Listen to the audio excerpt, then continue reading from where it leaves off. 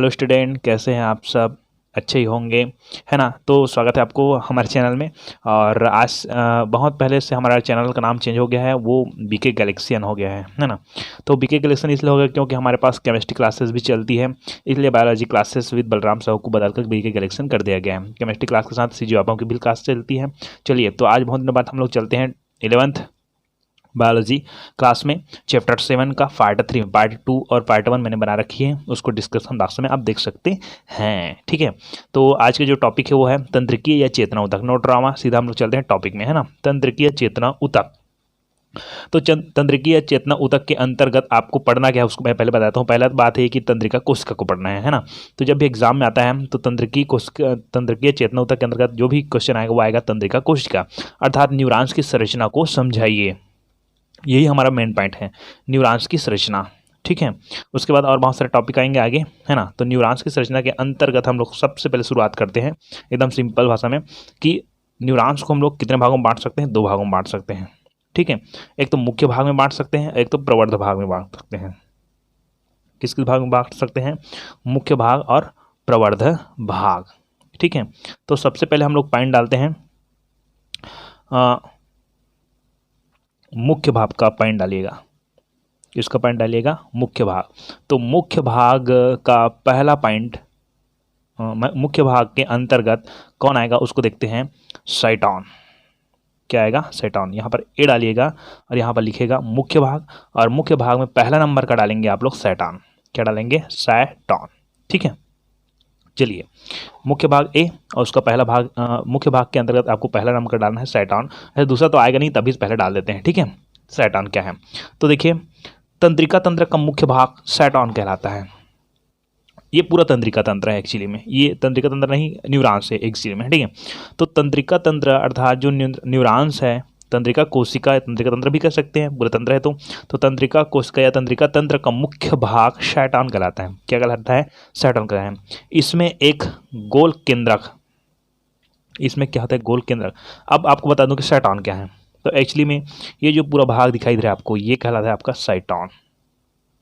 क्या कहलाता है? साइटोन। ये जो पूरा का पूरा भाग है वो क्या कहलाएगा? आपका साइटोन, है ना।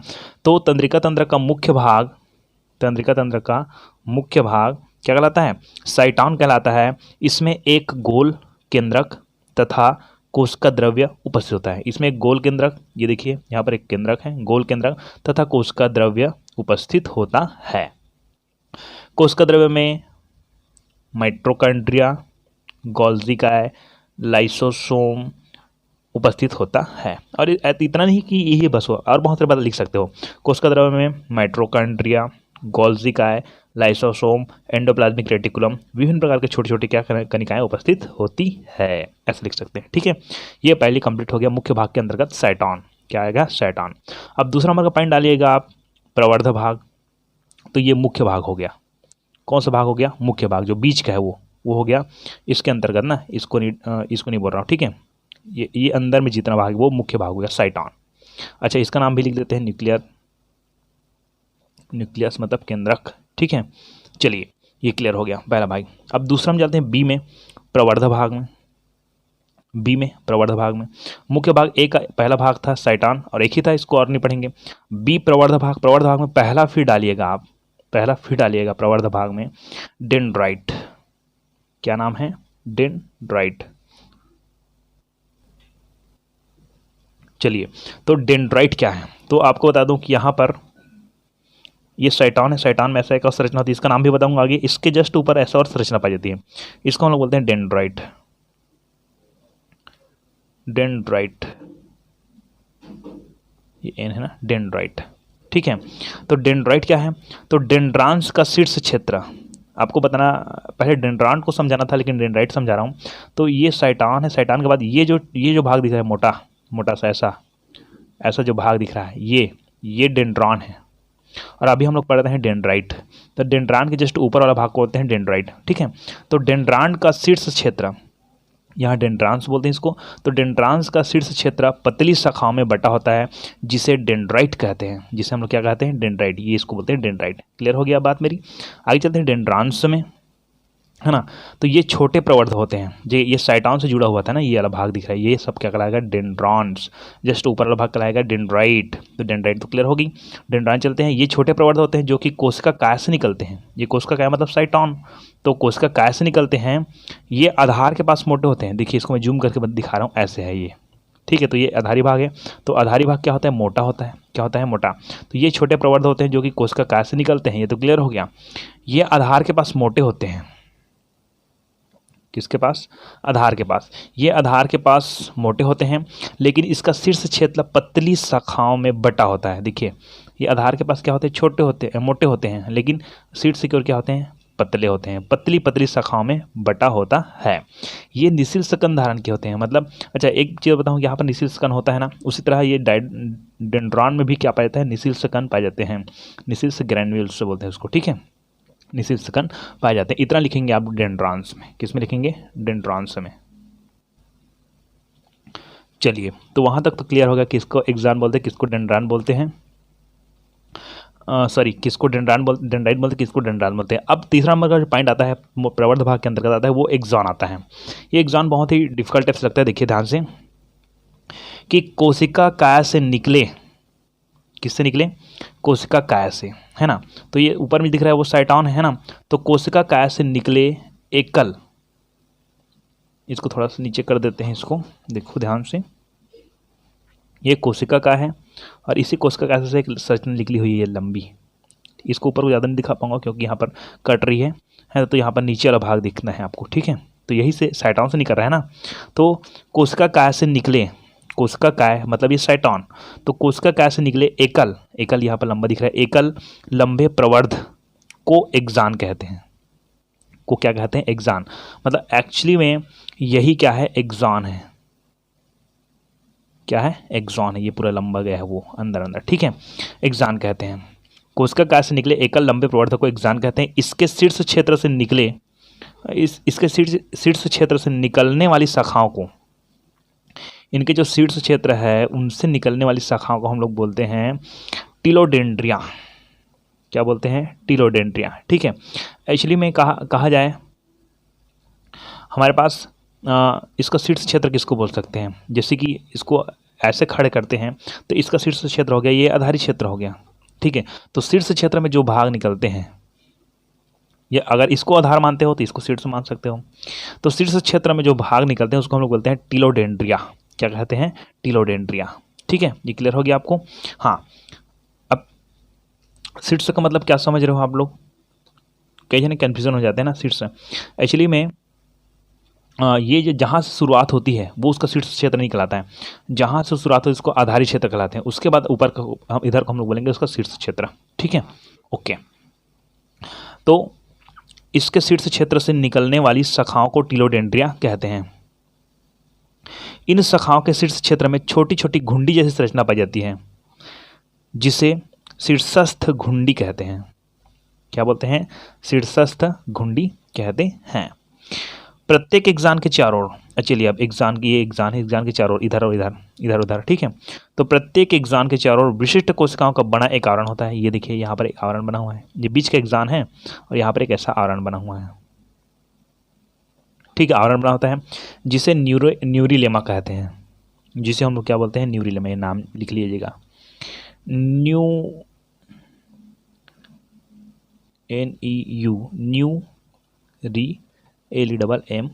न्यूरिलेमा, जिसको क्या कहते हैं, न्यूरिलेमा कहते हैं। एक्सॉन तथा न्यूरिलेमा के बीच, ये एक्सॉन है और ये न्यूरिलेमा है, ये पूरा न्यूरिलेमा है इधर सीधा तक, ठीक है। तो एक्सॉन एवं न्यूरिलेमा के बीच, दोनों के बीच, ये न्यूरिलेमा है और ये एक्सॉन है। तो एक्सॉन अर्थात तंत्रिकाक्ष तथा न्यूरिलेमा के बीच वसीय पदार्थों की एक सतह पाई जाती है। कौन से पदार्थों की, वसीय पदार्थों की, वसीय पदार्थों की एक सतह पाई जाती है।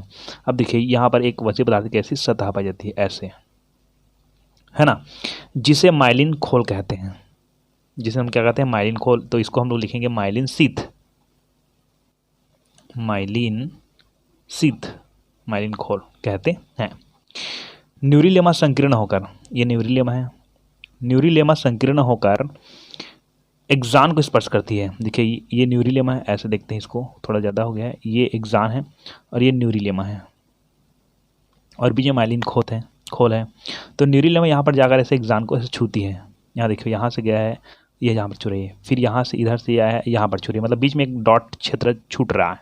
यहाँ से देखें तो यहाँ से अगर फिर यहाँ पर छूट रही है, फिर ऐसे डॉट क्षेत्र आ रही है, यहाँ से अगर जाकर फिर यहाँ छू रही है।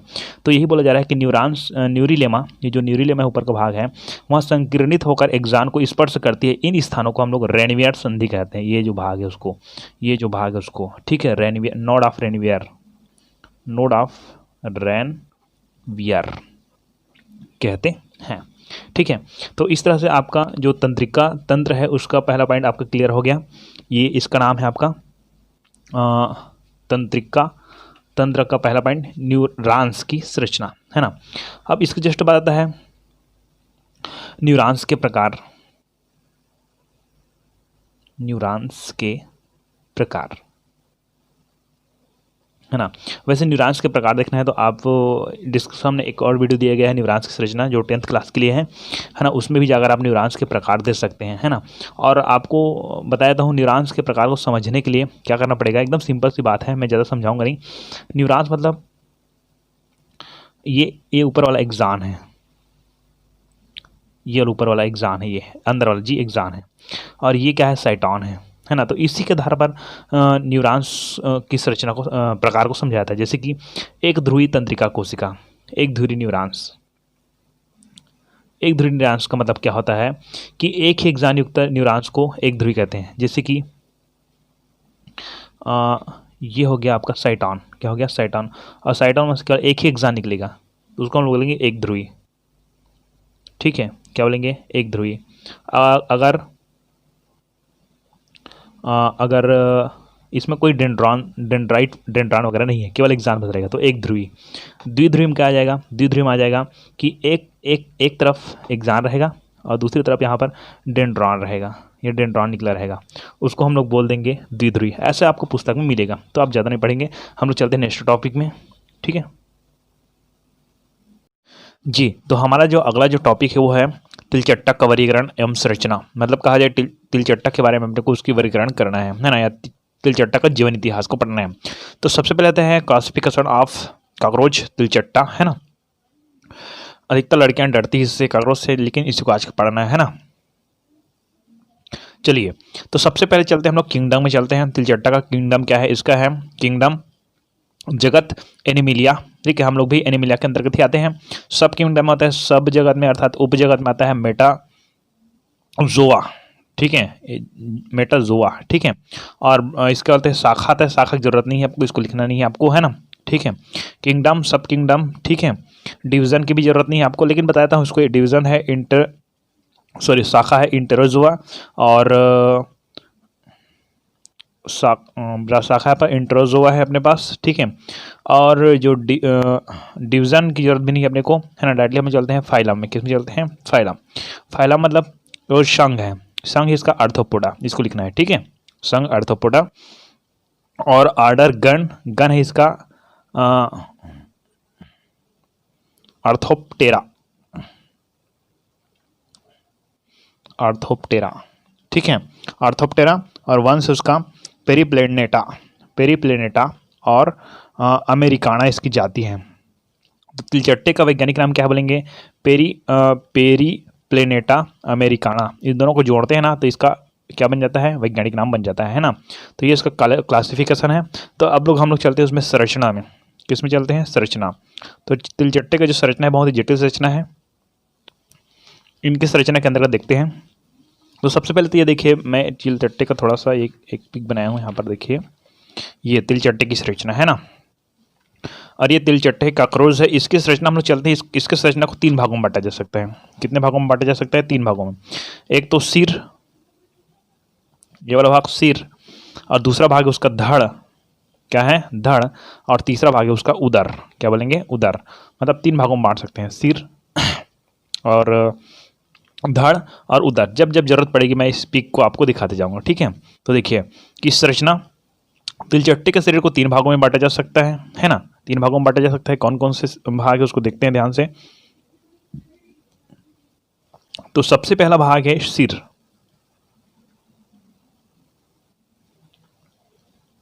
जी, सिर में भाग चलते हैं हम लोग, है ना। हाँ, तो तिलचट्टे का सिर तिकोना, है ना। तिलचट्टे के सिर बस का अलग चित्र बनाना पड़ेगा यहाँ पर। तो तिलचट्टे का सिर तिकोना तथा शरीर से समकोण पर स्थित होता है। समकोण मतलब बीच, बीचों बीच, ठीक है, बीचों बीच समकोण पर, है ना।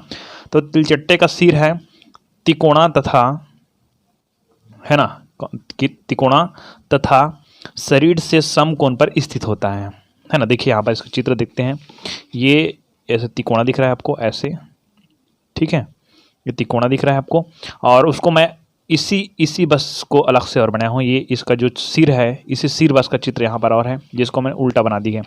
यहाँ पर देखिए सामने जो दिखाई दे रहा है ऐसे, इसके जो पकड़ने के जो सामने में जो मैग्जिलरी है, मैग्जिलरी बोलते हैं उसको, है ना, मैग्जिला बोलते हैं सबको। ये जो सामने में जो दिख रहा है दोनों ऐसे, ठीक है, ऐसे यहाँ पर आता है। इसको यहाँ पर नहीं बनाया गया है। अब इसी सिर को इसको अच्छी तरह बनाया गया है। यहाँ पर देखिए ये केवल सिर बस का है, ये यहाँ से पूरा कंप्लीटली बड़ा सा इसका सिर बना दिया गया है, ठीक है। तो इसी सिर को पढ़ना है अपने को, है ना। तो पहले आपको बता देता हूँ कि कौन कौन से भाग पढ़ेंगे, उसके बाद हम लोग आगे बढ़ते जाएंगे, ठीक है। तो देखिए कि तिलचट्टे का सिर तिकोना तथा शरीर से समकोण पर स्थित होता है, ये मैंने बता रखी है अभी, समकोण पर स्थित होती है। यह एक छोटी नलिकाकार गर्दन के द्वारा, है ना, यह एक छोटी, यहाँ पर नलिकाकार गर्दन है, ठीक, यहाँ पर आंतरिक भाग से देखेंगे तो एक छोटा सा नलिकाकार गर्दन है, ठीक है। तो यह एक छोटी नलिकाकार गर्दन के द्वारा धड़ से जुड़ी होती है। किससे जुड़ी होती है? धड़ से। धड़ से मतलब ये जो भाग वो क्या है? धड़ है। कौन है? धड़। यहाँ पर ऐसा लग रहा है कि आपको कि कम्प्लीटली ऐसे जुड़ा हुआ है दोनों, लेकिन एक्चुअली में क्या होता है कि ये धड़ है ऐसे रहता है और ऐसे छोटा सा भाग से ऐसे, सॉरी, ये सिर ऐसा होता है और धड़ के छोटा से भाग से जुड़ा रहता है, लेकिन यहाँ पर कम्प्लीटली दिखता नहीं है ना, यहाँ पर छोटे से भाग से जुड़ा हुआ रहता है ना। चलिए, तो तिलचट्टे का सिर तिकोना तथा शरीर से समकोण पर स्थित होता है। यह एक छोटी नलिकाकार गर्दन के द्वारा धड़ से जुड़ी हुई होती है। सिर 6 खंडों में मिलकर बना होता है। कितने खंड होते हैं उसमें? मतलब 6 खंड होते हैं। ऐसे जो सिर होता है उसको 6 खंड में बांटा गया है। सिर के ऊपरी भाग में एक जोड़ी संयुक्त नेत्र पाई जाती है। संयुक्त नेत्र मतलब सबसे आगे में संयुक्त नेत्र पाई जाती है तथा सिर के ऊपरी भाग में 2 पट्टियां पाई जाती हैं। ये ऐसे 2 पट्टियां पाई जाती हैं, है ना, जिन्हें एपिक्रेनियल प्लेट्स कहते हैं। एपिक्रेनियल प्लेट्स कहते हैं। यहाँ तक आपको लिखना है सिर के बारे में। किसके बारे में? सिर के बारे में, है ना। तो ये देखिए यहाँ पर सिर के बारे में बता दिया गया है, डिटेल्स कर दी गई है। इसी को आपको बनाना है थोड़ा सा चित्र में, ठीक है। और सिर के अंतर्गत हम लोग सिर के अन्य और पार्श्व भाग है, उप अंग है, मुख्य उप अंग है, उसके बारे में चलते हैं हम लोग, ठीक है। तो सिर क्लियर हो गया आपको, है ना। आगे चलते हैं हम लोग। चलिए, तो सिर के बारे में हम लोग क्लियर कर लिए और सिर के जस्ट बाद आपको पॉइंट डाला है मुख्य उपांग। मुख्य उपांग होता है मतलब जो सिर के अंतर्गत और कौन कौन से मुख्य उपांग आते हैं। मुख मतलब जो मुंह होता है ना, ठीक है। तो उसके लिए मुख्य उपांग, सिर के मुख्य उपांग है, ठीक है। मतलब मुख्य है, ये मुख और मुख्य में फर्क है ना। मुख्य मतलब मेन है और अभी बोला जा रहा है वो मुख है, मुख, है ना। तो मुख्य अंग सिर के अंतर्गत बहुत सारे हैं, वही मतलब मुख उपांग है, ठीक है। मुख के अंतर्गत आने वाले उपांग, उप अंग, अंग नहीं, ठीक है। तो मुख उपांग में पहले नंबर का पॉइंट आता है, वो आता है लैब्रम। क्या आता है? लैब्रम, है ना। लैब्रम क्या है? इसी लैब्रम को हम लोग पढ़ते हैं। तो पहला पॉइंट डाल लीजिए आप लोग लैब्रम के बाद। किसका डालेंगे? लैब्रम। चलिए, अब मैं उसको दिखा रहा हूँ किसको हम लोग लैब्रम कहेंगे, है ना। तो ये सिर वाली भाग है, ये पूरा सिर वाली भाग है, जिसमें से ये वाला जो भाग दिखाई दे रहा है, ये वाला भाग, ये वाला जो भाग दिखाई दे, ये है कहलाएगा लेब्रम। क्या कहलाएगा? लेब्रम। क्लियर हो गई बात? ये लेब्रम कहलाएगा, ठीक है। डिटेल में चलते हैं। यहाँ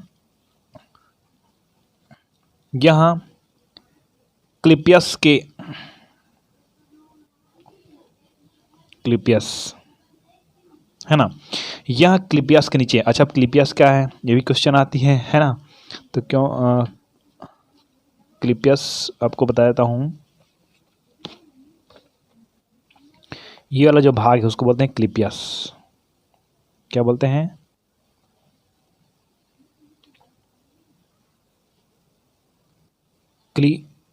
क्लिपियस, ठीक है। क्लिपियस, ये वाला भाग बोलते हैं क्लिपियस। तो क्लिपियस के नीचे, ठीक। तो ये बोला जा रहा है कि यहाँ क्लिपियस के नीचे एक चौड़ी काइटिन की बनी संरचना होती है। काइटिन, ठीक है। इसको याद रखना, काइटिन की बनी संरचना होती है।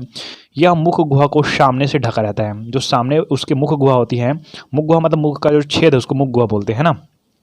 तो यहाँ क्लिपियस के नीचे एक चौड़ी काइटिन की बनी संरचना होती है। यह मुख गुहा के सामने, मुख गुहा को सामने से ढका रहता है। इस कारण इसे ऊपरी होंठ भी कहते हैं, सबसे ऊपरी होंठ भी कहते हैं, है ना। मतलब उसके जो सिर है हम ऊपर से देख रहे हैं, ठीक है। ये पहला अंक क्लियर हो गया आपको। ये वाला जो भाग है ये, ठीक है, इसके मुख गुहा बोलेंगे तो इसके जस्ट ऊपर भाग क्या है, लेब्रम। क्या नाम है, लेब्रम। पहला पॉइंट आपका क्लियर हो गया कि यहाँ क्लिपियस के नीचे एक चौड़ी काइटिन की बनी संरचना होती है। यह मुख गुहा के सामने ढका रहता है, इस कारण से ऊपरी होंठ भी कहते हैं। दूसरा में चलते हैं हम लोग, मैंडिबल में चलते हैं। किस में चलते हैं, मैंडिबल। अब आपको बताता हूँ कि मैंडिबल क्या है ना। तो यहाँ जो संरचना दिखाई दे रही है, देखिए लेब्रम दिख रहा है आपको। ये लेब्रम के जस्ट यहाँ पर दिखाई दे, इसको बोलते हैं मैंडिबल। क्या बोलते हैं, मैंडिबल। यहाँ से संरचना है, इसको बोलते हैं मैंडिबल। क्या बोलते हैं, मैंडिबल। ये दिख रहा है आपको, ठीक है। इसी मैंडिबल के बारे में पढ़ना है। तो सिर के साथ बॉल तथा सॉकेट ज्वाइंट के द्वारा जुड़ी काइटिन की संरचना होती है, ठीक है। मैंडिबल कौन है, यहाँ लिख देना यहाँ पर। यह सिर के पास मतलब सिर में ही है वो एक्चुअली में, ठीक है। तो यहाँ सिर के पास बॉल एंड सॉकेट ज्वाइंट के द्वारा जुड़ी काइटिन की संरचना होती है। इसकी भीतरी सतह कोमल होती है, जिसे प्रोस्थिका कहते हैं, ठीक है। प्रोस्थिका याद करना, नहीं लिखें तो भी चल जाएगा, ठीक है। तो ये हो जाएगा आपका सेकंड पॉइंट, मैंडिबल। क्या होता है, मैंडिबल, है ना। एक्चुअली में ये पूरा सिर ही है ऐसे, ठीक है, और इससे ऊपर में जुड़ी हुई है, ऐसे बोलते हैं। ये पूरा सिर है कंप्लीटली, धड़ नहीं ना, धड़ इधर है, ठीक है। सिर बस को बनाया हूँ मैं यहाँ पर ऊपर में, ठीक है। तो ये सिर बस है और इधर होगी उसकी धड़, ऐसा होगी धड़, ठीक है। तो सिर बस है, उसके जस्ट ऊपर में ऐसे लगा हुआ ये यही क्या कहलाएगा, मैंडिबल। क्या कहलाएगा, मैंडिबल। तो मैंडिबल क्लियर हो गया। यहाँ सिर के साथ बॉल एंड सॉकेट ज्वाइंट के द्वारा याद रखिएगा, बॉल एंड सॉकेट ज्वाइंट के द्वारा। सॉकेट ज्वाइंट क्या है ना, बॉल एंड सॉकेट ज्वाइंट। देखिए ये जो मैंडिबल है, ये बॉल एंड, यहाँ पर बॉल एंड सॉकेट, ठीक है। ये ज्वाइंट है, ये ज्वाइंट मतलब क्या होता है, जुड़ा हुआ भाग को बोलते हैं ज्वाइंट। जैसे कि कोई ईंट रहता है ना, ईंट के बीच में से जो जगह छूटती है उसको ज्वाइंट बोलते हैं। क्या बोलते हैं, ज्वाइंट। तो यहीं पर ज्वाइंट है, ठीक है। ये ऐसे ऐसे खंड बनाया गया है सब में, देखना इसमें भी बनाया गया है ऐसे खंड, ठीक है। तो ये सब क्या है, ज्वाइंट है। क्या है, ज्वाइंट, बॉल ज्वाइंट बोलते हैं इसको, ठीक है। चलिए, तो यहाँ सिर के साथ बॉल एंड सॉकेट ज्वाइंट के द्वारा जुड़ी ही काइटिन की बनी संरचना होती है। इसकी भीतरी सतह कोमल होती है। अब भीतरी सतह को निकाल के नहीं दिखा पाऊंगा, है ना, ठीक है। तो इसकी भीतरी सतह क्या होती है, कोमल होती है, जिसे प्रोस्थिका कहते हैं, ठीक है। ये पहला पॉइंट हो गया लेब्रम, ठीक है। दूसरा पॉइंट हो गया मैंडिबल जी। तो अगला पॉइंट में चलते हैं हम लोग, फर्स्ट मैग्जिला में, है ना। तो सबसे पहले मैग्जिला क्या उसको दिखला देता हूँ कि ये जो दो संरचना दिखी है ये, ठीक है, ये अंदर से एक संरचना जुड़ी होती है। और यहाँ पर जो लेब्रम है, क्या है, इसको हम लोग ऐसे पलटा कर देखेंगे अंदर की तरफ। तो लेब्रम है, उस लेब्रम के जस्ट सामने वाले ऊपरी भाग में आपको यहाँ पास, वहाँ पर दिखेगा आपको मैग्जिला। क्या दिखेगा आपको, मैग्जिला दिखेगा, ठीक है। यहाँ पर ये लेब्रम, इसको हम लोग पार्श्वीय भाग को देखेंगे। जैसे कि इसको ऐसे सीधा करके, इसको अगर ऐसे है, इसको इस तरफ को अंदर करके और अंदर को सीधा करके देखेंगे तो यहाँ पर आपको दिखेगा मैग्जिला। क्या दिखेगा, मैग्जिला। बुक में बहुत सारे दिए होंगे, नवोद प्रबोध में 433 पृष्ठ तक लगभग आप निकाल लीजिएगा, वहाँ पर आपको दिखेगा। यहाँ पर एक चित्र क्रमांक 7.44, ठीक है, यहाँ पर दिखेगा आपको। वहाँ पर आपको दिखेगा कॉकरोच के सिर का पार्ट दे, वहाँ पर मैग्जिला दिखेगा आपको, है ना, ठीक है। यहाँ पर होता है मैग्जिला। क्या होता है, मैग्जिला। और यहाँ पर मैग्जिला से जुड़ी हुई संरचना है ऐसे, ठीक है, जुड़ी हुई संरचना होती है, उसको हम लोग कहते हैं मैग्जिलरी पम्प, ठीक है, मैग्जिलरी पम्प, है ना। और यहीं पर हम लोग चलेंगे मैग्जिला के बारे में, ठीक है। तो फर्स्ट मैग्जिला क्या है, देखिए एक जोड़ी होता है, ये सिर के दोनों ओर पार्श्व में स्थित होता है। पार्श्व मतलब नीचे भाग में, ठीक है। पार्श्व तो एक्स्ट्रा भाग को पार्श्व बोलते हैं, लेकिन हम नीचे वाले भाग को पार्श्व बोलेंगे, ठीक है। पार्श्व दृष्टि देखेंगे तो जी। तो फर्स्ट मैग्जिला के बारे में बता रहा हूँ। मैग्जिला का भी चित्र दिखाया मैंने, कहाँ पर आपको दिखे करके, है ना। तो ये सिर के दोनों पार्ट्स में स्थित एक जोड़ी संरचना होती है, जो कि 3 भाग से मिलकर बना होता है। कितने भाग से मिलकर बना होता है, 3 भाग से। पहला का नाम है प्रोटोपोडाइट, इंडोपोडाइट और एक्सोपोडाइट। इसको नाम याद रख लेना आप लोग, इंडोपोडाइट, प्रोटोपोडाइट, इंडोपोडाइट और एक्सोपोडाइट, ठीक है। फर्स्ट मैग्जिला है। आगे चलते हम लोग सेकंड मैग्जिला इन लेबियम बोलते हैं इसको, ठीक है। जो लेबियम है, वो लेबियम की जो संरचना होती है, ठीक है, मतलब जस्ट ऊपर जाएंगे तो फर्स्ट मैक्सिला रहेगा, ठीक है, क्या रहेगा, फर्स्ट मैक्सिला, और नीचे जाएंगे तो लेबियम रहेगा। देखिए कैसे होगा उसको जी। तो आगे जाएंगे तो सेकंड मैक्सिला। इसके पहले और बताता हूँ कि यहाँ पर हम लोग मैक्सिलरी पढ़े हैं, सॉरी मैक्सिला पढ़े हैं, मैक्सिला है ना, ये जो मैक्सिला है, और इन्हीं से, इस मैक्सिला से अंदर ही अंदर, ठीक, यहाँ पर बहुत सारे बड़ी संरचना है, उसमें से यहाँ से लिखा है ये निकला हुआ है, ये दोनों, ठीक है, मैक्सिला से। तो ये क्या हो जाएगा आपका मैक्सिला, और इस मैक्सिला लिखा मतलब ये मैक्सिलरी पाल्प हो गया, ठीक है। अब ये हो गया। अब हम लोग ये ऊपर का भाग हो गया, कौन सा भाग, अंदर ही अंदर देखेंगे तो ऊपर का भाग हो गया, और उसके जस्ट नीचे, इसके और नीचे, बस वही, ये सिर है, तो सिर के पार्ट्स में, फिर से के पार्ट्स में, मतलब इसके नीचे नीचे तरफ से देखेंगे तो जी, ठीक है। अब इसको मैं थोड़ा सा अलग बना देता हूँ, देखो ये, और ये मुख गुहा है इसका, ठीक है। तो अभी हम लोग जो पढ़ रहे थे, ये वाला भाग पढ़ रहे थे, यहाँ से निकला है दोनों, ऐसे ये जो दोनों निकला है ना, यहाँ से निकला है, ठीक है, यहाँ से इसके जस्ट नीचे से। और अब हम लोग पढ़ा ना ये नीचे वाला भाग को, तो ये पहला हो गया मैक्सिला हो गया, ठीक है, और उसके जस्ट नीचे वाला भाग पढ़ेंगे तो हम लोग उसको सेकंड मैक्सिला कहेंगे उसको, ठीक है, इसके जस्ट और नीचे, है ना। तो यहाँ पर ऐसे दो संरचनाओं निकलती है, ऐसे ऐसे निकलेगी, ठीक है, वही कहलाएगा आपका लेबियल बोलेंगे उसको, क्या बोलेंगे, लेबियल, सेकंड मैक्सिला बोलते हैं उसको, लेबियल, है ना।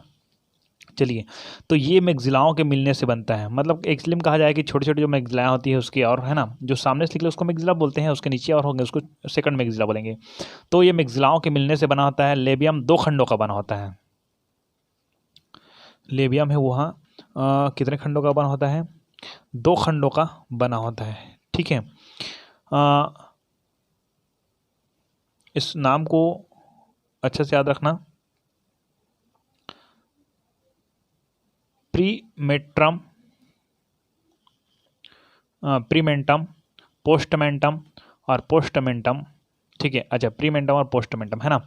तो ये मैक्सिलाओं के मिलने से बनता है, ठीक है। ये जो मैक्सिला होती है छोटी छोटी, चित्र में दिखा है, ऊपर में जो बड़ा मैक्सिला उसको छोड़ो, उसके जस्ट नीचे में छोटा मैक्सिला टाइप से और कुछ बनाया था ना।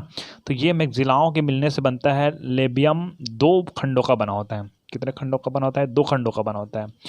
प्रीमेंटम, ठीक है, या प्रीमेंटम को हम लोग बोलते हैं पोस्टमेंटम, और सॉरी प्रीमोंटम को हम लोग बोलेंगे नॉर्मल प्रीमेंटम बोलेंगे, है ना। और एक को हम लोग बोलेंगे पोस्टमेंटम, क्या बोलेंगे, पोस्टमेंटम, ठीक है। अब यही तक लिखना, ज़्यादा कंफ्यूज मत करना अपने आपको, थोड़ा बता देता हूँ और कि पोस्टमेंटम पुनः एक बड़े सबमेंटम एवं छोटे मेंटम का बना होता है। जैसे कि पोस्टमेंटम एक प्रीमेंटम हो जाएगा और एक पोस्टमेंटम होगा, तो पोस्टमेंटम को फिर 2 भाग में बांटते हैं, तो उसको लिखने की जरूरत नहीं है आपको, ठीक है। इतना बस लिखना कि ये मैक्सिलाओं के मिलने से बनता है। लेबियम 2 खंडों का बना होता है, प्रीमेंटम और पोस्टमेंटम का बना होता है, ठीक है। तो ये आपका संरचना हो गई, है ना। ये 3 पॉइंट आप क्लियर कर लीजिएगा, 4 पॉइंट क्लियर कर लीजिएगा। लेब्रम, मेंडिबल, फर्स्ट मैक्सिला और सेकंड मैक्सिला। चलिए आगे का हमारा संरचना है हाइपोफैरिंक्स, है ना। तो हाइपोफैरिंक्स क्या है, तो पहले मैंने लेबियम बता दिया। चलिए इसको थोड़ा सा डिटेल कर देता हूँ मैं। ये सबसे ऊपर भाग का सिर है, और सिर के थोड़ा सा नीचे जाएंगे, थोड़ा सा नीचे जाएंगे अंदर की ओर, तो पार्ट्स भाग में क्या रहेगा आपका, मैक्सिला रहेगा। क्या रहेगा, मैक्सिला, यहाँ पर मैक्सिला रहेगा, ठीक है। और मैक्सिला से संरचना निकलेगी ऐसे, यहाँ से संरचना निकलेगी, उसको बोलते हैं मैक्सिलरी पाम। क्या बोलेंगे, मैक्सिलरी पाम। उसके जस्ट नीचे जाएंगे तो गुहा मिलेगी आपको, क्या मिलेगी, गुहा। उसके और जस्ट नीचे ले आएंगे तो आपको मिलेगा लेबियम, जिसको द्वितीय मैक्सिला कहते हैं। ये प्रथम मैक्सिला ये ऊपर का हो गया, ये जो निकला है वाला, ठीक है, उससे संबंधित है ना। ये हो गया प्रथम मैक्सिला। उसके बीच में अच्छा, इसको अच्छा समझा देता हूँ। ये देखिए, ये सबसे ऊपर भाग, ऊपर भाग को हम लोग को बोलेंगे मैक्सिला। क्या बोलेंगे, मैक्सिला। मैक्सिला से 2 संरचना निकलेगी, यहाँ पर देखो ऐसे, है ना। उसके बाद बीच में जाएंगे तो यहाँ पर गुहा रहेगा, और गुहा जस्ट नीचे फिर रहेगा क्या रहेगा, लेबियम, जिसको हम लोग द्वितीय मैक्सिला कहेंगे। क्या बोलेंगे, द्वितीय मैक्सिला। यहाँ पर मुख गुहा वाला भाग है, ठीक है। ऐसी संरचना है इसकी, है ना। चलिए तो हम लोग कहाँ चलते हैं, हाइपोफैरिंक्स में चलते हैं ना। तो लेबियम के सामने ऊपर भाग को, नीचे भाग को लेबियम कहेंगे। लेबियम के सामने तथा प्रथम मैक्सिला के बीच, तो ये हो गया लेबियम और ये हो गया प्रथम मैक्सिला। क्या हो गया, प्रथम, ये लेबियम, ये प्रथम मैक्सिला। तो लेबियम के सामने, ये जो लेबियम उसके सामने तथा प्रथम मैक्सिला के बीच उंगली की समारचना होती है, जिसे जीवा कहते हैं। जिसे क्या कहते हैं, जीवा कहते हैं। इसके आधार पर, ये आधार भाग, यहाँ पर आधार पर लार ग्रंथि खुलती है या लार ग्रंथि पाई जाती है। लेबियस के पृष्ठ सतह पर, ये जो लेबियस है, लेबियम है, ये जो लेबियम है ना, उस लेबियम के, ये लेबियस लिख दे, इसको लेबियम कहते हैं, लेबियम के पृष्ठ सतह पर, है ना, एपीफेरिंग्स नामक संरचना पाई जाती है। ठीक है, इसके पृष्ठ सतह पर एपीफेरिंग्स नामक संरचना पाई जाती है। ये क्लियर हो गया आपका सिर वाला क्षेत्र। ठीक है, अब हम चलते हैं धड़ वाले क्षेत्र में। कौन से क्षेत्र में चलते हैं? धड़ वाले क्षेत्र में। चलिए, तो धड़ में हम लोग चलते हैं वक्ष स्थल में। ये सिर वाला भाग अब कंप्लीट हो गया आपका। ठीक है, तो हम लोग चलते हैं अब सीधा इधर धड़ वाले क्षेत्र में। ठीक है, तो वक्ष भाग में पहले चलते हैं। तो वक्ष भाग यह सिर के पीछे व उदर के आगे स्थित होता है। यहाँ 3 भागों में बटा होता है। सबसे सरल यही भाग है ना। तो देखिए, पहले चलते हैं। पहला भाग है आपका प्रोथोरैक्स, मतलब क्या आता है? प्रोथोरैक्स बोलेंगे इसको। ठीक है, हमारे पास पहला भाग है वक्ष स्थल का ना। ठीक है, इसको बोलेंगे प्रोथोरैक्स, जिसे कि अग्रथोरैक्स बोलते हैं इसको। प्रोथोरैक्स, अग्रथोरैक्स। ठीक है, चलिए चलते हैं किसको प्रोथोरैक्स बोलते हैं। देखिए यहाँ पर संरचना मैंने बना रखी, इसमें देखिए ये जो संरचना है अपने पास, प्रोथोरैक्स।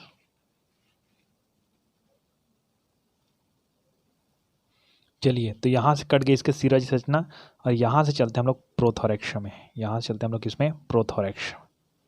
ठीक है, प्रोथोरैक्स ये हो गया। इससे जस्ट नीचे वाला भाग, जस्ट नीचे वाला होगा मेटाथोरैक्स। क्या नाम इसका है? मेटाथोरैक्स। और उसके जस्ट नीचे वाला भाग है, सॉरी, मेजोथोरैक्स जी, मेटा नहीं, मेजो, MESO, मेजोथोरैक्स। उसका जस्ट नीचे वाला भाग है मेटाथोरैक्स। ये तीनों को पढ़ना है अपने को। ये कहाँ कहाँ है समझ आ गया आपको? प्रोथोरैक्स, मेजोथोरैक्स और नीचे मेटाथोरैक्स। चलिए इसी तीनों को पढ़ते हैं। तो यह वक्ष का सामने तथा बड़ा भाग होता है। वक्ष मतलब छाती वाला स्थल। तो यह वक्ष का सामने तथा बड़ा भाग होता है, जिसके आधार भाग में एक जोड़ी अग्रपाद उपस्थित होती है। सबसे पहला जो पाद से निकला जाता है ना, पाद मतलब पैर, वो उपस्थित होती है। इसको होते हैं प्रोथोरैक्स कहते हैं। ठीक है, दूसरा मेजोथोरैक्स, यह वक्ष का मध्य भाग है। अभी मैंने दिखाया था चित्र में, वक्ष का मध्य भाग तथा छोटा भाग होता है, जिसके अधर भाग में एक जोड़ी मध्य पाद उपस्थित है। मतलब पहला पाद इसमें होता है, दूसरा पाद इसमें होता है। ठीक है, तीसरा आता है मेटाथोरैक्स। ये मेजोथोरैक्स जस्ट बाद मेटाथोरैक्स, है ना।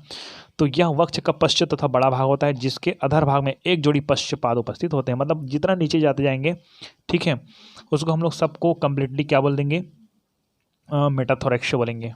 क्या बोलेंगे? मेटाथोरैक्स। ये जो भाग है, क्योंकि यहाँ पर बहुत सारे क्या बोलते हैं, यहाँ पर पाद पाई जाती है, मतलब पैर पाई जाती है उसकी। ठीक है, अलग अलग प्रकार से, बहुत प्रकार से नहीं, एक प्रकार के, लेकिन अलग अलग, है ना।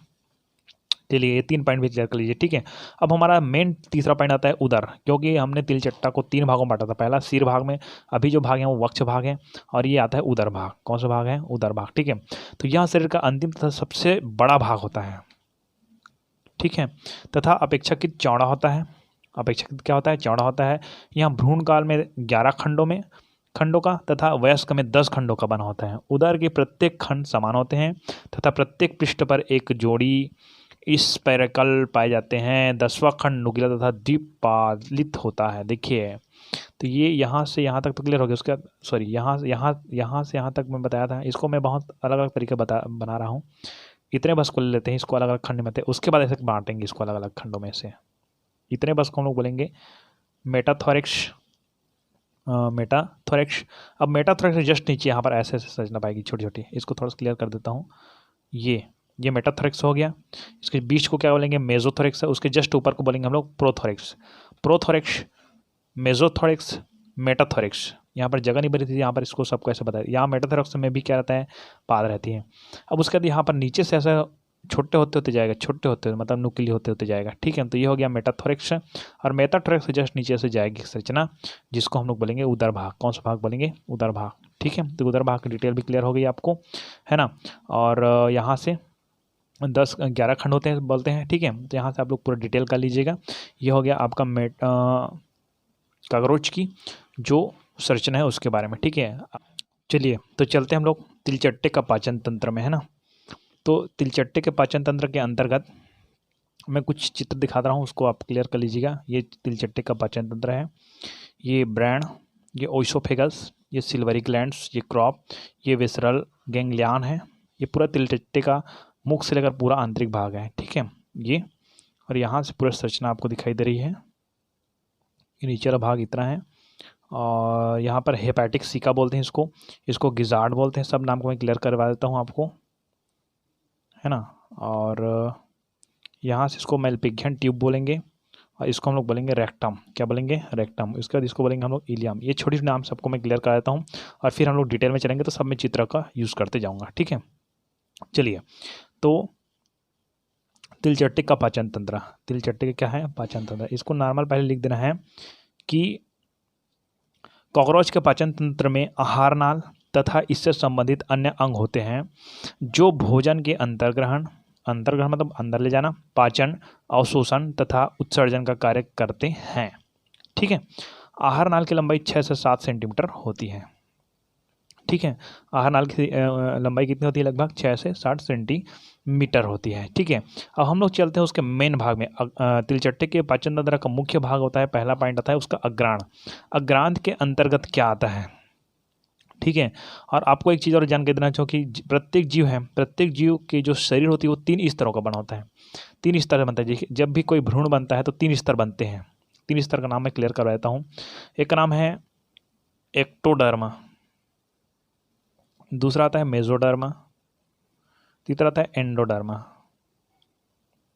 एंडोडर्मा, ये मेसोडर्मा है, ये एक्टोडर्मा है। एक्टो ये एंडो है, ठीक है। एक्टोडर्मा, मेसोडर्मा, इंडोडर्मा, ठीक है। ये 3 ही स्तर होते हैं जब भ्रूण बनता है तो, है ना। तो ये 3 स्तर बनता है जब कोई भी भ्रूण बनता है तो उसी समय कोई पदार्थ है एक्सोडर्म, जैसे कि हाथ बनना है, पैर बनना है, दिल बनना है, उसके किडनी बनना है, कुछ ना कुछ तो बनेगा जो जीव उसका। तो हर जीव में क्या होता है कि एक्सोडर्मा, देखिए सबसे पहले ये होता है भ्रूण का निर्माण कहाँ से होता है। देखिए, जब भी जाइगोट बनती है, अब जाइगोट क्या है बोलोगे आप लोग, पिछले का ध्यान पढ़े होंगे। जाइगोट 2 युग्मक मिलती है, नर युग्मक मादा युग्मक, तब जाइगोट का निर्माण होता है। जाइगोट से भ्रूण बनता है आगे। तो भ्रूण बनने से पहले क्या होता है कि यहाँ पर हम लोग 3 स्तर पहले निर्मित होती है। बताया था आपको, जब जाइगोट बनती है उस समय ना 3 स्तर पहले निर्मित होती है ना। तो ये तीनों स्तर से अलग अलग शरीर की संरचना का निर्माण होता है। किसी स्तर से पैर बना तो किसी स्तर से उसका शरीर का दिल बना, किसी स्तर से उसका किडनी बना तो किसी स्तर से, और ऐसे ऐसे हर स्तर से कुछ ना कुछ चीज़ बनता है, ये याद रखिएगा। ये जानकारी मैं इसलिए दी क्योंकि आपको आगे बताने वाला हूँ कि कौन बीच बोलोगे कि एंडोडर्मा क्या है करके, है ना। तो यहाँ पर आप बारी जाओगे तो आपको समझ आ जाएगा, ठीक है। इसके 3 स्तर होते हैं करके, ठीक है। जब भी भ्रूण बनती है उस टाइम में 3 स्तर होती है, 3 स्तर से उसके अन्य अंगों का निर्माण होता है, ठीक है। तो चलते हम लोग तिलचट्टे के पाचन तंत्र में। पहला पॉइंट है अग्रांत। कौन सा बांध है? अग्रांत, है ना। ये कहाँ तक अग्रांत को बोलते हैं और कहाँ तक के भाग को पश्चान बोल देंगे, मध्याह्न बोलेंगे, और कहाँ से भाग को हम लोग लास्ट पॉइंट बोलेंगे, उसको देखते हैं, ठीक है। तो सबसे पहले हम लोग अग्रांत में चलते हैं। ये लोग पूरा भाग अग्रांत है। कौन सा है? अग्रांत है, ठीक है। कहाँ तक जाएगा देखते रहिएगा, नाम देखते रहिएगा, देखते रहेंगे, क्लियर होते जाएगा। चलिए, पहला पॉइंट में चलते हैं हम लोग अग्रांत में। किस में चलते हैं? अग्रांत, है ना। तो इसकी उत्पत्ति जो अग्रभाग है, जो ये वाला मैंने चित्र दिखाया आपको, ये पूरा अग्रभाग है उसका। कौन सा भाग है? अग्रभाग, यहाँ से पूरा कंप्लीटली, ठीक है। इसका यहाँ से कट जाएगा हिपैटिक सीका के बाद, हिपैटिक सीका के बाद मध्यांतर आएगा, ठीक है। तो अग्रांत पहले पढ़ते हैं। तो इसकी उत्पत्ति एक्टोडर्मस हुई। मैंने बताया था 3 डर्म बनता है पहले, ठीक। उसी 3 डर्मस से शरीर के विभिन्न अंगों का निर्माण होता है। तो इसकी उत्पत्ति एक्टोडर्मस हुई, जो अग्रांत वाला भाग उसकी उत्पत्ति एक्टोडर्म से हुई है, तथा इसके भीतरी भाग में क्यूटिकल का आवरण पाया जाता है। एक क्यूटिकल इसके पाए जाने वाला एक पदार्थ है, ठीक है। अधिकतर देखना कई जगह पादप कोश में भी पढ़ते हैं हम लोग, क्यूटिकल का यूज़ किया जाता है ना कई जगह। तो इसकी उत्पत्ति एक्टोडर्म याद रखिएगा, इसकी उत्पत्ति एक्टोडर्म से हुई है, तथा इसके भीतरी भाग में क्यूटिकल का आवरण पाया जाता है ना। इसकी बाहरी भाग उपकला का बना, उपकला ऊतक होता है, ठीक है। तो इसकी बाहरी भाग है वो उपकला होता है। आंतरिक भाग में क्यूटिकल का आवरण पाया जाता है, और इसकी बाहरी भाग में उपकला का बना होता है, ठीक है। एवं इसमें अनेक वर्तुल पेशियाँ आवंटित होती है। वर्तुल पेशियाँ, ये पेशियाँ हैं, बहुत सारे पेशियाँ हमारे शरीर में भी बहुत सारे वर्तुल पेशियाँ बोलते हैं उसको, ठीक है। वर्तुल पेशियाँ क्या होती है? आवंटित होती है। यहाँ तक नॉर्मल लिखना है। देखिए मेन पॉइंट, अग्रांत के अंतर्गत माउथ, सबसे पहला भाग माउथ, फेरिंग्स, क्या आता है? फेरिंग्स, ओइसोफेगस, क्रॉप, गिजार्ड आते हैं। ठीक है, क्या आते हैं? गिजार्ड। सबकी संरचना दिखा देता हूँ आपको, है ना, क्या क्या मैं बोला लाइन से अग्रांत में, है ना। तो इसके अंतर्गत कौन कौन संरचना आती है उसको देखिए, है ना। पहला ये मुख, मुख, ठीक है, अग्रांत के अंतर्गत। उसके बाद ग्रशनी फैरिंक्स, इसके जस्ट इसको दिखने अंदर से दिखता है, ठीक है, ये फैरिंक्स, ठीक है। उसका जस्ट आएगा ग्रास नली, रुकिए, अंदर से दिखेगा, यहाँ से मैं बनाया था यहाँ पर फैरिंक्स, ठीक है, जिसको हम लोग बोलते हैं ग्रसनी, क्या बोलते हैं? ग्रशनी। यहाँ इसको छोड़िए, यहाँ से, ठीक है, ये ग्रशनी, है ना, ये हो गया, है ना। दूसरा पॉइंट, पहला क्लियर हो गया आपको, माउथ, ऊपर में जो होता है वो माउथ, ठीक है, इसको ब्रेन, ये ब्रेन के बारे में नहीं बता रहा हूँ, है ना, यहाँ पर माउथ, ठीक है। और माउथ के जस्ट नीचे होता है फैरिंक्स, यहाँ पर इसके अंदर जाएंगे तो फैरिंक्स, जिसको हम लोग बोलते हैं ग्रशनी, क्या बोलते हैं? ग्रशनी। आगे आता है ओइसोफेगस, यहाँ पर देखिए ये वाला जो भाग है, यहाँ पर गलत टिक हो गया था, ठीक है, ये वाला भाग है, ये ओइसोफेगस, क्या नाम इसका है? ओइसोफेगस, मतलब क्या बोलेंगे इसको? ग्रास नली, क्या बोलेंगे? ग्रास नली। उसके बाद है क्रॉप, ऐसे यहाँ से होते जाएंगे तो यहाँ पर लिखा है क्रॉप, क्या लिखा है? क्रॉप। क्रॉप को हम लोग बोलते हैं अन्नपुट, क्या बोलते हैं? अन्नपुट, ठीक है। और क्रॉप के जस्ट नीचे जाए हम लोग चलेंगे गिजार्ड में, क्या बोलेंगे? गिजार्ड। यहाँ पर दिख रहा है आपको, ये वाला भाग कहलाएगा आपका गिजार्ड, ठीक है। यहाँ से दोनों एक में जुड़ रहे थे, यहाँ से, ठीक है, ये गिजार्ड, इसको बोलते हैं पेसनी, क्या बोलते हैं? पेसनी, ठीक है, पेसनी। ओके, तो यहाँ तक की भाग पाई जाती है, ये क्लियर करना पड़ेगा आपको, ठीक है, कि इसकी ऊपरी एक्टोडर्मस में, इसकी उत्पत्ति एक्टोडर्मस से हुई है तथा इसके भीतरी भाग में क्यूटिकल का आवरण पाता है, ये भी क्लियर हो गया। इसकी बाहरी भाग उपकला का बना होता है, ये भी क्लियर हो गया। एवं इसके अनेक वर्तुल पेशियाँ गठित होती है, ये नहीं लिखेंगे तो भी चलेगा, लेकिन लिखना पड़ेगा। अग्रांत के अंतर्गत, इस अग्रांत के अंतर्गत क्या क्या आता है? माउथ आता है, फैरिंग्स आता है, ओइसोफेगस आता है, क्रॉप आता है, गिजार्ड आता है, आदि आते हैं। यहाँ तक मैंने बता दी, ठीक है। सर्वप्रथम अब पहुँचता कैसे उसको बताता हूँ, कि सर्वप्रथम भोज्य पदार्थ फैरिंग्स से पहुँचता है, फैरिंग में सबसे ऊपर रहेंगे, तथा फैरिंग्स से ओइसोफेगस में, फैरिंग्स किस में? ओइसोफेगस में, ओइसोफेगस पहुंचता है, ओइसोफेगस में भोज्य पदार्थ का क्रॉप में पहुंचता है, तथा क्रॉप से क्रमाणुकुंचन के फलस्वरूप भोज्य पदार्थ गिजार्ड में पहुंचता है, जहां इसमें पीसने का कार्य होता है। बस यही समझना है आपको कि सर्वप्रथम ये माउथ में, माउथ से फैरिंग्स समझाता है, फैरिंग्स से ओइसोफेगस, ओइसोफेगस से होते हुए क्रॉप में जाता है, और क्रॉप से होते हुए कहाँ जाता है? गिजार्ड में। कहाँ जाता है? गिजार्ड में। और गिजार्ड में इसमें पीसने का कार्य किया जाता है, ठीक है, ये अग्रांत हो गया। चलिए चलते हैं हम लोग मध्यांत में, है ना। इसकी उत्पत्ति एंडोडर्मस हुई है, देखिए अग्रांत की उत्पत्ति एक्टोडर्मस बोला था मैंने, अब मध्यांत के बारे में बात करते हैं। तो इसकी उत्पत्ति एंडोडर्मस से हुई है तथा इसके भीतरी भाग में क्यूटिकल का आवरण नहीं पाया, तो उसके भीतरी भाग में क्यूटिकल का आवरण पाया जाता था ना, तथा इसका बाहरी भाग उपकला का बना होता है, उसकी बाहरी भाग भी उपकला का बना होता है, इसके बाहरी भाग भी उपकला, लेकिन इसके आवरण में क्यूटिकल का आवरण नहीं पाता भीतरी भाग में, ठीक है ना। इसमें तथा इसमें वर्तुल पेशियों का आवरण होता है। इसके आगे 8 पतली खोखली अंधनाल होती है, जिसे हेपेटिक सिका कहते हैं। क्या कहते हैं? हेपेटिक सिका कहते हैं। देखिए मैं हेपेटिक सिका का चित्र दिखाया था आपको, ये वाला जो भाग है वो हेपेटिक सिका कहलाती है। क्या कहलाती है? हेपेटिक सिका, ठीक है। अब हम चलते हैं पश्चांद्र, सबसे नीचे वाला भाग में चलते हैं, ठीक है। पश्चांद्र, इसकी उत्पत्ति एक्टोडर्म से हुई है, इसकी उत्पत्ति किससे होती है? एक्टोडर्म से हुई है, तथा इसके भीतरी भाग में क्यूटिकल का आवरण पाया जाता है। ये तो सब में लिख चुके हैं ना। पश्चांद्र के 3 भाग हैं, चलिए ये तीनों भाग को मैं बता रहा हूँ किस किस को क्या बोलते हैं, ध्यान से देखिएगा, है ना। ये यहाँ से शुरू होता है पश्च भाग, यहाँ से हेपेटिक सिका था, मध्यान्ह भाग खत्म हो गया। अब ये सबसे नीचे वाला भाग है पश्च भाग, उसमें क्या क्या आता है? एक तो आता है इलियम आता है यहाँ पास, ठीक है, और यहाँ पर आता है कोलोन, और ये आता है रेक्टम। ये 3 पॉइंट आता है, इलियम, कोलोन, रेक्टम, ठीक है। तो सबसे पहले चलते हैं हम लोग इलियम में चलते हैं। यह एक सक्रिय, इसको इन्वाइटेड कामा डाल दीजिए क्योंकि यहाँ से महान भाव लोग आते हैं, है ना, सच में ही डालना है। हाँ, इलियम, क्या नाम इसका है? इलियम।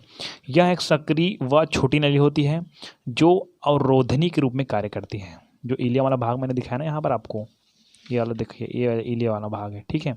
तो इलियम वाला भाग है, वहाँ क्या होता है, रोधनी की तरह कार्य करती है। दूसरा कॉलॉन, उसके जस्ट नीचे यह मोटा था, कुछ कुंडलित है। कुंडलित मतलब ऐसे ऐसे ऐसे संरचना, उसको कुंडलित बोलते हैं। रेक्टम, तो यहाँ पश्चान का सबसे निचला भाग अंडाकार कोश होता है। रेक्टम गुदाद्वार के बाद बाहर खुलता है। तो इस तरह से आपके कंप्लीट हो गई है कॉकरोच के पाचन तंत्र, ठीक है। तो कॉकरोच का पाचन तंत्र का जो चित्र कंप्लीट हो गया, इसको भी देख लीजिए जी। चलिए, तो आगे का जो टॉपिक है वो है कॉकरोच का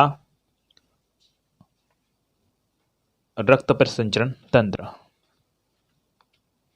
और रक्त परिसंचरण तंत्र को हम लोग नहीं पढ़ेंगे, है ना। ये टॉपिक है, क्योंकि मैं इसलिए बता रहा हूँ क्योंकि टॉपिक बीच में छूट गया, ऐसा नहीं बोलेंगे ना।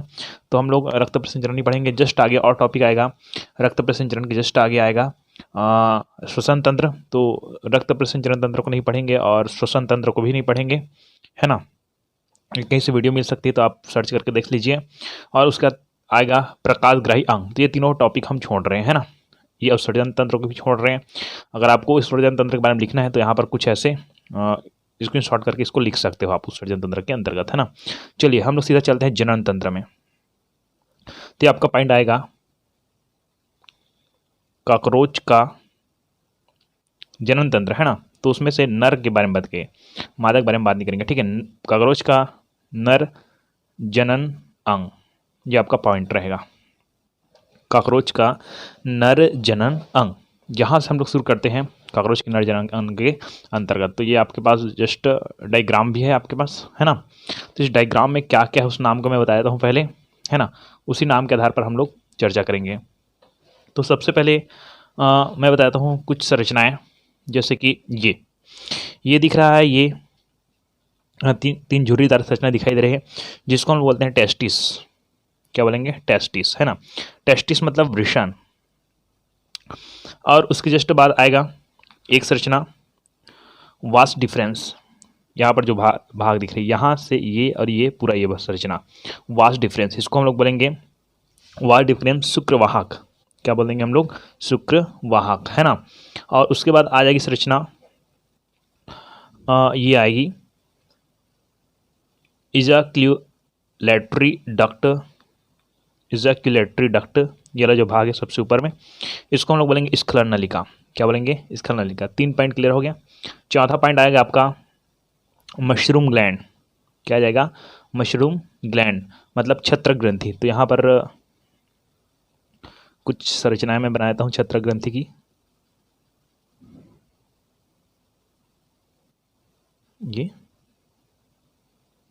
ये छत्र ग्रंथि टाइप से एक संरचना रहेगी मशरूम की तरह, ये ठीक है। तो ये कहलाएगा छत्र ग्रंथि, जिसको हम बोलेंगे मशरूम ग्लैंड। मशरूम ग्लैंड, ठीक है। ये संरचना है अपने पास, है ना, कॉकरोच का नर जनन अंग। इसमें और बहुत सारे संरचना मिलेंगे जिसको मैं आगे बताते जाऊंगा। तो शुरुआत हम लोग कर सकते हैं यहाँ से, नर जनन तंत्र, कॉकरोच का नर जनन तंत्र, ठीक है। तो नर जनन तंत्र हम देखिए, सबसे पहले पॉइंट आता है आपका टेस्टिस, वृषण, है ना। तो यहाँ वाला जो भाग दिख रहा है ये वृषण है। तो यहाँ शुरू करते हैं कि प्रत्येक नर कॉकरोच में एक जोड़ी वृषण, कितने जोड़ी वृषण, एक जोड़ी वृषण चौथे से छठे उदरखंड में पाते हैं। अब उदरखंड मतलब ये समझ रहे हो, जैसे कि कॉकरोच के जो पीछे तरफ देखेंगे तो वो बहुत सारे ऐसे खंडों में बटा होता है, 1 खंड, 2 खंड, 3 खंड ऐसे। तो जो 4वां नंबर खंड है, 5वां नंबर खंड है, 6वां नंबर खंड है, ऐसे खंड बना दिया मैंने, ठीक है, बना दिया है मैंने। और ये 8वां खंड और ये 9वां खंड बहुत बड़ा होता है, यहाँ तक 8वां, ये 9वां खंड, है ना। तो ऐसे खंड के बारे में बात करेंगे। ये इसका, क्योंकि कॉकरोच के पीछे तरफ आप देखे होंगे ऐसे खंड खंड में रहता है, व्हाइट कलर का, है ना। तो प्रत्येक नर कॉकरोच में एक जोड़ी वृषण पौधे चौथे से छठे उदरखंड में पाए जाते हैं।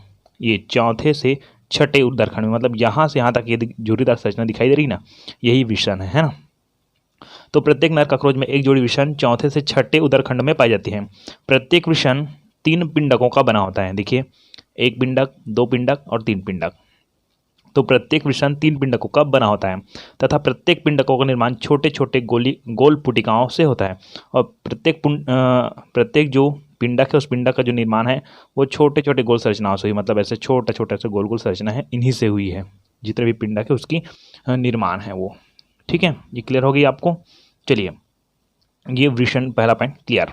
दूसरा पॉइंट में चलते हैं हम लोग, शुक्र वाहक में चलते हैं। तो शुक्र वाहक क्या है, देखिए कि शुक्र वाहक का नाम वाश डिफरेंस, यहाँ पर जो संरचना दिखाई दे रही है आपको, ये वाली, ये टेस्टिस के जस्ट नीचे, इसको वाश डिफरेंस कहेंगे हम लोग। ठीक है, तो क्या है यहाँ पर कि प्रत्येक वृषण से एक सक्रिय मतलब ऐसा थोड़ा एकदम नली की तरह है ना, तो प्रत्येक वृषण से एक सक्रिय कोमल तथा ये लंबी, ठीक है, शुक्रवाहक नलिका निकलती है ना। यहाँ से देखिए, यहाँ से ये ऐसी संरचना एक नलिका निकल रही है जो वृषण में बने शुक्राणुओं को स्खलन नलिका तक ले जाने का कार्य करती है। यहाँ पर जो नीचे जो भाग है वो स्खलन नलिका है। ठीक है, यहाँ जो बनती है, यहाँ से वृषण आती है, वृषण से यहाँ से ऐसे स्खलन नलिका होती है। ठीक है, तो ये स्खलन नलिका यहाँ तक, स्खलन लास्ट यहाँ होता है, लेकिन हम लोग एक्चुअली यही कह सकते हैं हम लोग, है ना।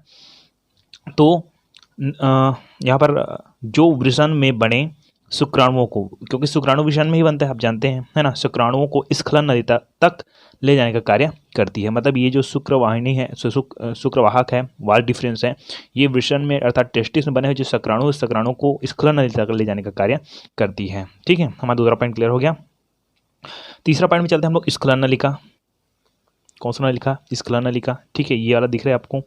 स्खलन नलिका में मैंने बताया था इजाकुलेटरी डक्ट, चलो भाई, यहाँ से जो वृषण से जो शुक्राणु बनता है वो ऐसे होते यहाँ वृषण स्खलन नलिका में आती है। एक्चुअली में पूरे यहाँ तक स्खलन, जहाँ तक लास्ट होते हैं वहाँ तक स्खलन नलिका बोल सकते हैं हम लोग, लेकिन एक्चुअली में ये स्खलन नलिका है उसका। ठीक है, ओके, स्खलन नलिका आपका तीसरा पॉइंट आता है।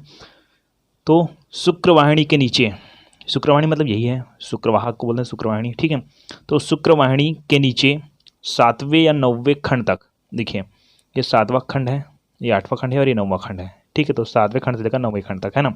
तो शुक्रवाहिनी के नीचे 7वें से 9वें खंड तक नलिका का संरचना होती है, जो कि जनन छिद्र के द्वारा जनन कोष्ठ में खुलती है, स्खलन नलिका कहलाती है, स्खलन नलिका कहलाती है। ये आपका तीसरा पॉइंट भी क्लियर हो गया। ठीक, चौथा देखते हैं छत्रक ग्रंथि। तो यह शुक्रवाहिनियों के नीचे, ये जो शुक्रवाहिनी है उसके जस्ट, ये शुक्रवाहिनी है उसके जस्ट नीचे थैलुमा छाते के समान संरचना होती है। पीछे होता है, इसको नीचे बोलते हैं हम लोग। ठीक है, मतलब ये जो शुक्रवाहिनी है उसके जस्ट ऐसे नीचे बोलते हैं, इधर देंगे तो नीचे हो देंगे। ठीक है, इधर से देखेंगे तो इसका नीचे हो गया। ठीक, तो ये बोल रहा है कि यहाँ शुक्रवाहिनियों के नीचे थैलुमा छाते के समान संरचना होती है, जो छत्रक ग्रंथि है वह।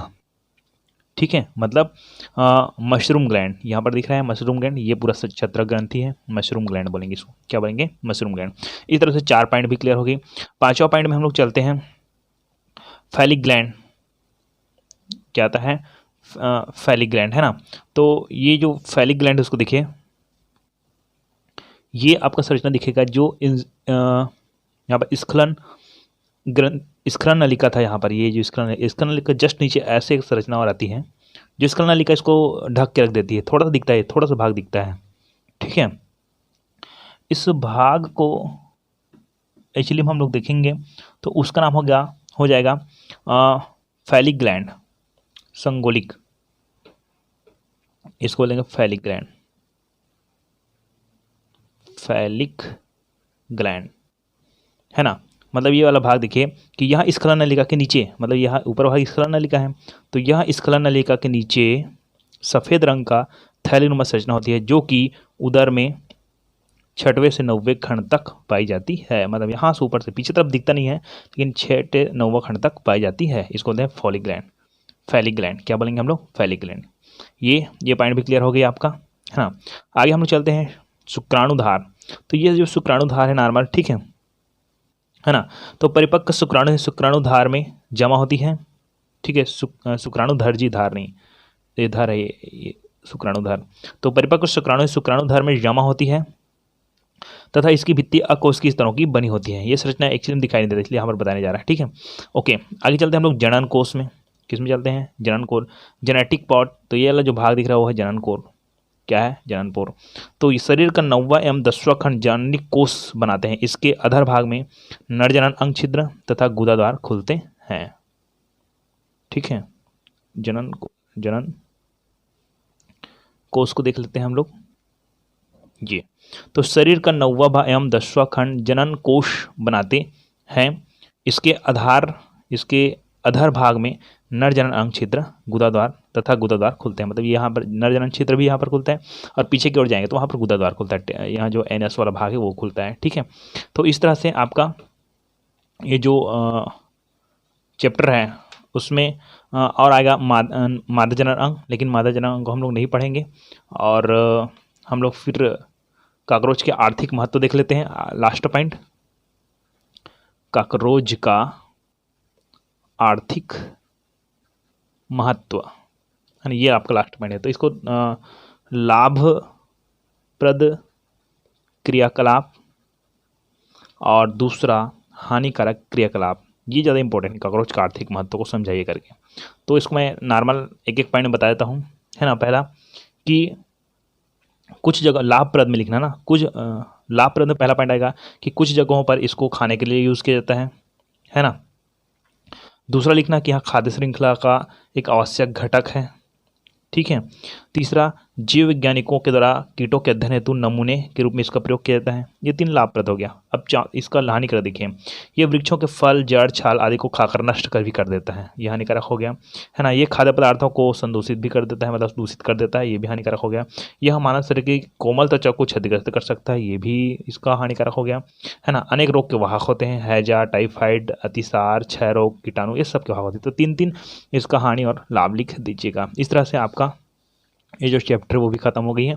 और नेक्स्ट चैप्टर फिर देखेंगे, है ना। कभी मिलते हैं, क्योंकि दुनिया गोल है, कभी ना कभी तो मिलेंगे ही, कहीं पर जाएंगे तो, है ना। तो ये आपका प्राणियों में संरचनात्मक संगठन ये कंप्लीट हो गया।